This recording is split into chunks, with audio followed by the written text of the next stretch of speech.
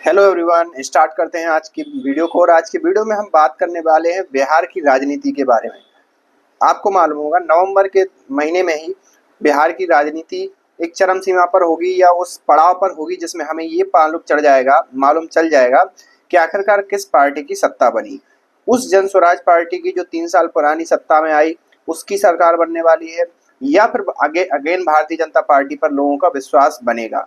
लेकिन आपको मालूम है कि जैसे जैसे चुनाव आते जाते हैं तो हर एक पार्टियां अपने अपने हथकंडे अप्लाई करती हैं, हथकंडे लगाने की कोशिश करती हैं कि कैसे न कैसे खबर में बना रहा जाए, साथ ही साथ उस खबर को पॉजिटिवली बने रहा जाए।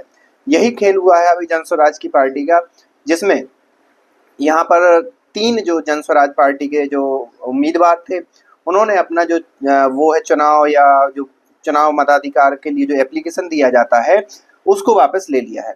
और जैसे ही वापस लिया तो जन स्वराज पार्टी को जो लीड कर रहे हैं वर्तमान में, उन्होंने ये तो कहा है कि वो मुख्यमंत्री नहीं बनेंगे, लेकिन हाल फिलहाल में जो लीड कर रहे हैं वो है प्रशांत किशोर जी। प्रशांत किशोर जी, जिनको ना मालूम हो, बहुत जाने माने एक स्ट्रेटेजिस्ट हैं। और उन्होंने अपनी शुरुआत 2014 में मोदी जो प्रधानमंत्री वर्तमान में मोदी हैं उनके लिए स्ट्रेटजी बनाकर की थी। उसके बाद पॉपुलर हो गए तो कई विपक्षी पार्टियों ने भी उनके लिए मौका दिया और उसमें कई बार सफल भी हुए, कई बार असफल भी हुए। तो ये सारी चीजें हैं प्रशांत किशोर जी के बारे में। तो प्रशांत किशोर जी मीडिया के सामने आए और डायरेक्टली किस पर तंज कस दिया कि भाई साहब, जो अमित शाह हैं वो इस प्रकार की रणनीति चला रहे हैं कि हमारे उम्मीदवारों के टिकट वापस करवा रहे हैं।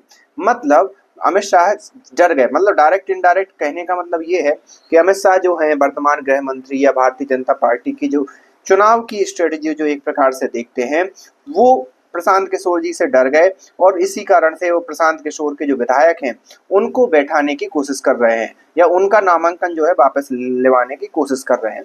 इस बात में किस हद तक सच्चाई है, किस हद तक सच्चाई नहीं है, इसकी तो किसी को पता नहीं। लेकिन अगर ओवरऑल उस परिदृश्य को देखा जाए तो अमित शाह का डायरेक्ट नाम ले देना कहीं ना कहीं जन स्वराज के जो एक प्रकार से असमंजस लग रहा है जो चुनाव जीतने को, उस चीज को दर्शाता है। क्योंकि इस प्रकार से जब आप सहानुभूति बटोरने की कोशिश करते हो, उससे पहले भी आपने देखा होगा कि पवन सिंह जो जाने माने अभिनेता हैं भोजपुरी इंडस्ट्रीज के, उसमें बिहार में तो बहुत ही ज्यादा पॉपुलर है, वो भी भारतीय जनता पार्टी को ज्वाइन किया और उन्होंने भी भारतीय जनता पार्टी से उनको एक कयास लगाई जा रही थी कि उनको टिकट मिलेगा।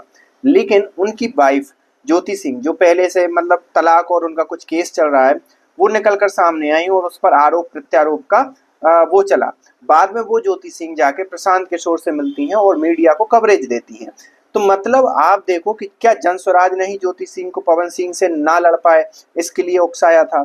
तो ये सारे हथकंडे, जब कोई पार्टी इस प्रकार के हथकंडे अपनाने लगती है कि कोई किसी की पत्नी को बीच में लाकर किसी का नाम बदनाम करती है, या बड़े बड़े जो चेहरे हैं जो विरोधी पार्टी के उनका नाम बदनाम करने की कोशिश करती है, तो आपको समझ जाना चाहिए कि ऐसी पार्टी खुद के असमंजस के कारण इस प्रकार की चीजें करती हैं।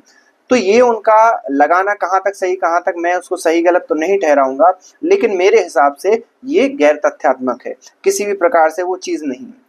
लेकिन अगर दूसरी तरफ अगर बात सही है तो सीधी सी बात है, भारतीय जनता पार्टी को डर लग रहा है जन स्वराज से। लेकिन यहाँ पे थोड़ा गौर करने वाली बात यह है कि 3 विधायक ही क्यों, फिर तो सभी जितने की विधायक है, क्योंकि सारे उनके नए नए कैंडिडेट हैं, भारतीय जनता पार्टी आसानी से उनको एक प्रकार से अपने तरफ ला सकती है। तो 3 विधायकों को क्यों उन्होंने नामांकन वापस करने के लिए किया, तो एक सोचने वाली बात है। इस बारे में आप क्या सोचते हैं, आप हमें कमेंट करके बताइए। बाकी नवंबर तक जब तक नई सरकार नहीं बन जाती, नई सरकार का रिजल्ट नहीं आ जाता, तब तक बिहार की राजनीति गरमाई रही रहेगी और हमें कुछ न कुछ नया देखने को मिलता रहेगा। आपके क्या विचार हैं, आप हमें कमेंट करके बताइए। मिलते हैं नेक्स्ट वीडियो में, तब तक के लिए थैंक यू।